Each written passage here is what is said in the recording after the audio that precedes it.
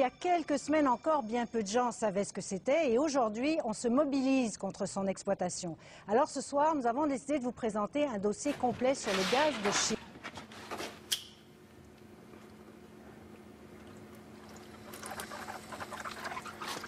Oh yeah, I saw it go up for a second. Yeah.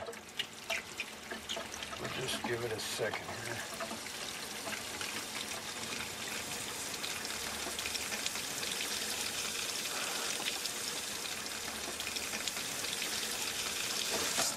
Whoa, Jesus Christ. That's the best I've done. I smell hair. Oh, damn. Can I try it? Yeah. Shall we get that in the frame? Don't drink this water. Jesus Christ. Et en fait, on se rend compte qu'il y a des risques bien réels.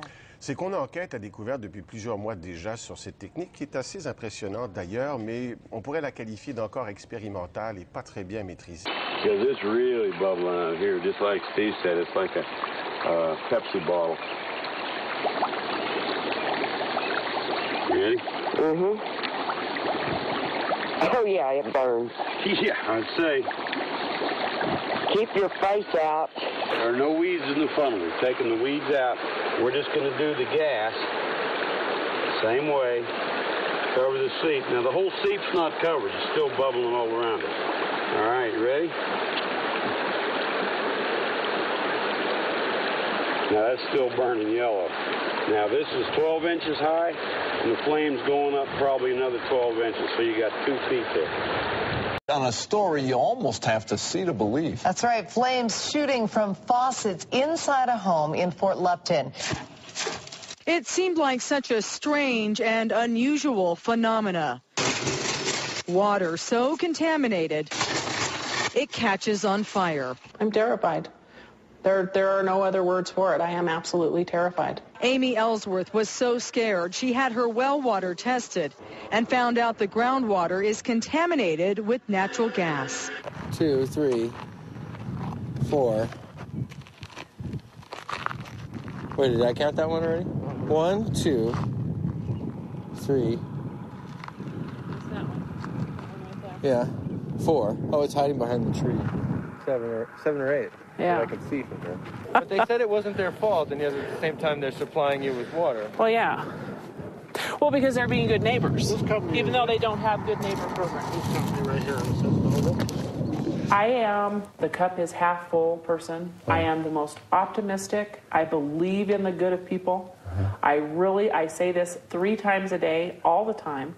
I do believe in the good of people, and I do believe that things will work out the way that they're supposed to work out. I will stand up for what I believe in, and I will fight till the end, and there's no way you can even try to describe that to people. You can't make them understand how a part of who you are is being destroyed by the actions of others for selfish purposes. No one should ever have to go through what I went through and call them crying, begging for help, and be told no.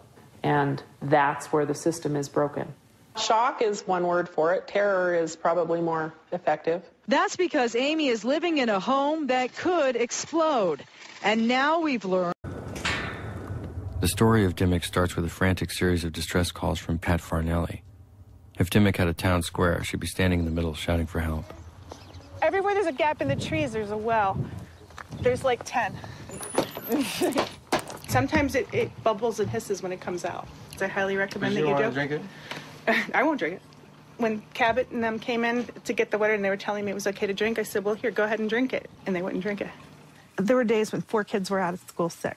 Everybody was sick, including me. We were all, our stomachs were really, really acting up, couldn't handle eating anything for over a month, right? And then Jean, next door, talked to me at church and said, did you notice anything funny about your water? Our well's gone bad. The Mays, they have bad water, and they've got a newborn in the house. My next trip was just up the road to Ron and Jean Carter's. They had a gas well in their front yard. Shortly after the well was drilled, their water started bubbling and fizzing.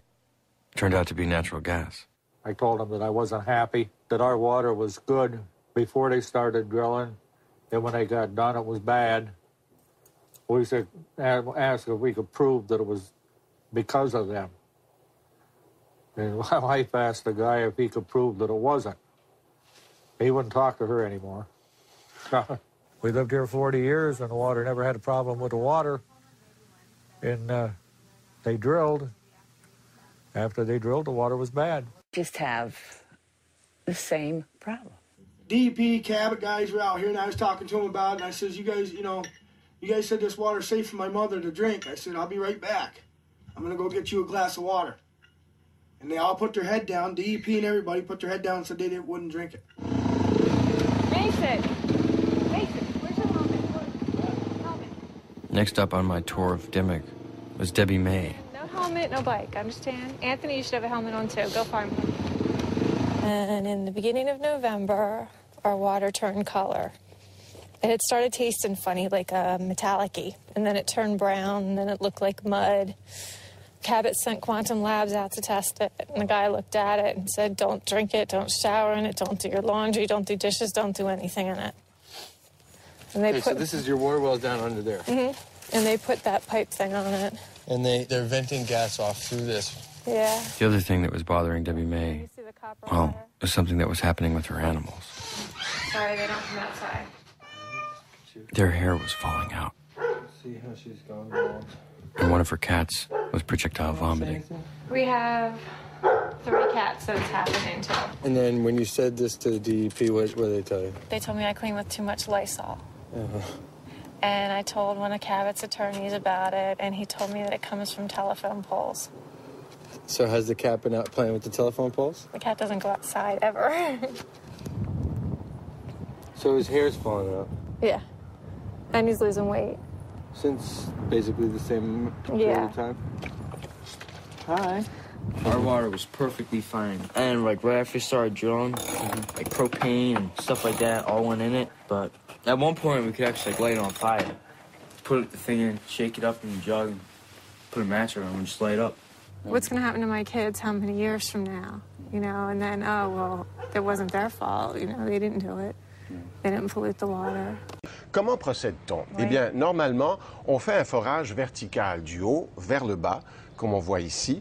Le puits descend vers le bas et ensuite, on fait un forage horizontal vers, justement, la couche de schiste. On est dans la couche de schiste et on commence la fracturation. Comment la fait-on? On injecte dans le puits de l'eau sous très, très forte pression avec un mélange de sable et d'additifs. Cette forte pression va fracturer la couche de schiste, la roche de schiste que l'on voit ici, libérant le gaz qui est emprisonné dans la roche. Le gaz est emprisonné, projeté dans le puits à très haute pression et remonte vers la surface avec justement les liquides de fracturation. Et c'est là qu'il y a des risques en fait. Les risques peuvent se produire à ce moment-là parce que normalement on protège tout le puits par une gaine de ciment qui coulait tout au long de la construction, si je puis dire, de ce puits. S'il y a des fissures dans la gaine de ciment, à l'endroit où se trouve la nappe phréatique, le gaz et les liquides contaminés peuvent migrer vers la nappe phréatique, la contaminer et ensuite remonter par les puits artésiens résidentiels et contaminer l'eau résidentielle. Créer pas mal de dégâts. Créer beaucoup de dégâts, en fait, ruiner la vie des individus qui sont pris avec ce problème. Use is called hydraulic fracturing, or fracking. It blasts a mix of water and chemicals 8,000 feet into the ground. The fracking itself is like a mini earthquake. The intense pressure breaks apart the rock and frees up the gas. In order to frack, you need some fracking fluid, a mix of over 596 chemicals. From the unpronounceable, to the unknown, to the too well-known. The brew is full of corrosion inhibitors, gelants, drilling additives, biocides, shale control inhibitors, liquid breaker aids, viscosifiers, liquid gel concentrates. On the side of that frac fluid truck, it should say, just add water. Each time they drill a well, they need between 1 and 7 million gallons of water. Each time they go back and frac an existing well, they need an additional 1 to 7 million gallons of water. They can frac a well up to 18 times in its life. They started out west, New Mexico, Colorado, Texas, Wyoming, Oklahoma, and in the south, Arkansas. Louisiana, Alabama. 450,000 wells, times 18, times 1 to 7 million gallons, is something like 40 trillion gallons of water, all of it infused with the 596 chemicals in the fracking fluid. The derrick tower that you see is the drill rig. The drill rig moves in for 3 to 4 weeks, drilling a hole that's anywhere between 11 and 8,000 feet down to the shale formation. Each well completion, that is, the initial drilling phase plus the first frack job, requires 1,150 truck trips. The breakdown goes like this: drilling rig mobilization and drill pad and road construction, 10 to 45 truckloads. Drilling rig, 30 truckloads. Drilling fluid and materials, 25 to 50 truckloads. Drilling equipment, casing, drill pipe, etc., 25 to 50 truckloads. Completion rig, mobilization, and demobilization, about 15 truckloads. Completion fluid and materials, 10 to 20 truckloads. Completion equipment, 5 truckloads. Hydraulic fracture equipment, pump trucks, and tanks equals 150 to 200 truckloads. And here's the big one: hydraulic fracture water. For each well, 400 to 600 tanker trucks. 400 to 600 tanker trucks. Hydraulic fracture sand, 20 to 25 trucks. Flow back water removal, 200 to 300 truckloads. Which means that all the water that goes down, only about half of it comes back up. What you see here is the flowback pit, of what you call flowback water, frack water, or what the industry likes to call produced water. Before the water can be hauled away and disposed of somewhere, it has to be emptied into a pit, an earthen pit or a clay pit, sometimes a lined pit, but a pit where a lot of it can seep right back down into the ground. Colored flags. I have no idea what those are there for. Maybe it's the grand opening of a new pit.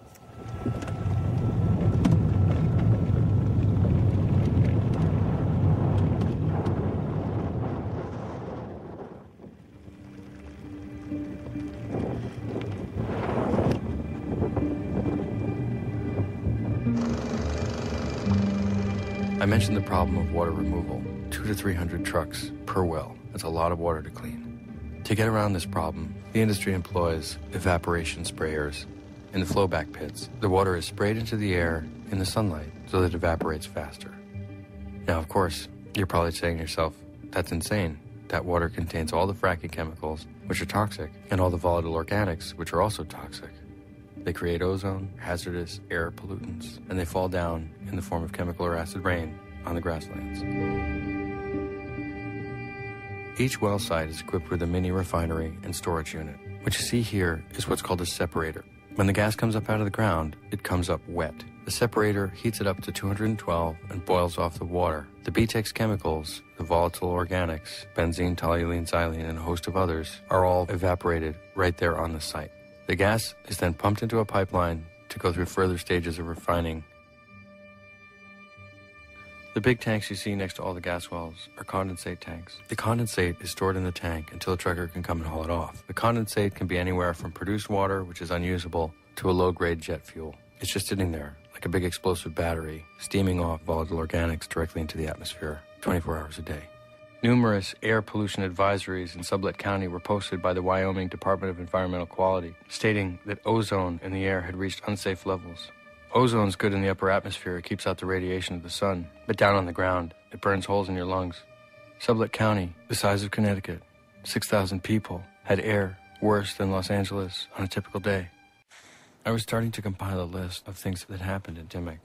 Water trouble, health problems, hazardous explosive conditions inside the house, destruction of land, lack of confidence in state regulatory commissions, a feeling of having been deceived, a feeling of powerlessness, dead or sick animals, the difficulty of obtaining good information about gas drilling, and the idea that there's a cover-up taking place. In other words, a total loss of normal life. Who knows if they're right? I don't. It's all speculation. But these citizens certainly felt as if they'd been wronged and that there was no one for them to complain to.